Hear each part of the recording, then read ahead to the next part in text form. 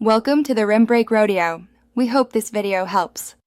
You start by verifying eligibility and gathering documents now. This saves back and forth later.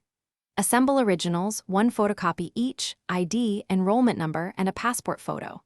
Once done, check the university transcript form for mandatory fields, name, registration, semester-wise marks, and fill them legibly. If you need certificates attested, arrange that first, because transcripts are rejected for missing attestations. Make sure to note the fee and processing timeline. That determines courier choices and expected delivery. You now move to submission. Begin by completing the JNTU transcript form carefully, verifying spelling and registration numbers because errors cause delays. Next, arrange your packet. Originals for verification, photocopies, fee receipt, and any requested attestations. Then staple or clip clearly. If you send by courier, include a self-addressed return envelope and track number.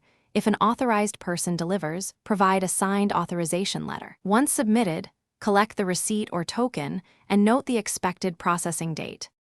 You finish by collecting or receiving the transcript and inspecting it closely. Confirm spellings, marks, seals, and signatures. These are critical for employers or foreign universities.